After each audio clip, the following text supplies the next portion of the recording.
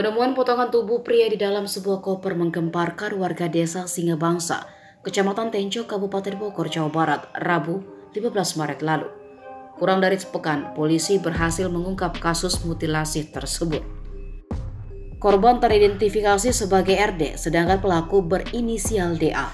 DA ditangkap di Yogyakarta, sebagaimana dilansir dari kompas.id. Kini DA telah ditetapkan sebagai tersangka atas dugaan pembunuhan dan atau pembunuhan berencana, sebagaimana diatur dalam pasal 338 dan pasal 340 KUHP dengan ancaman pidana seumur hidup atau pidana mati. Kapolres Bogor AKP Iman Imanuddin mengungkapkan kasus pembunuhan itu terjadi di Cisawak, Kabupaten Tangerang, Banten. DA menusuk RD dengan senjata tajam hingga tewas. Pelaku kemudian memotong jasad korban dengan gurinda.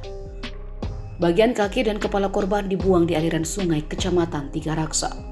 Potongan kaki kiri korban sudah ditemukan di aliran sungai Cimanjeri, Tiga Raksa. Sementara bagian tubuh dari korban disimpan di koper yang akhirnya ditemukan warga di pinggir jalan dekat kebun di desa Singabangsa. Menurut polisi, keduanya memiliki hubungan sesama jenis sejak 4 bulan terakhir dan tinggal bersama di sebuah apartemen di Cisawak.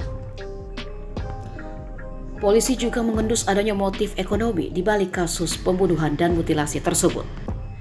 DA sehari-hari bekerja sebagai sopir taksi daring, sementara RD bekerja sebagai penerjemah bahasa Mandarin.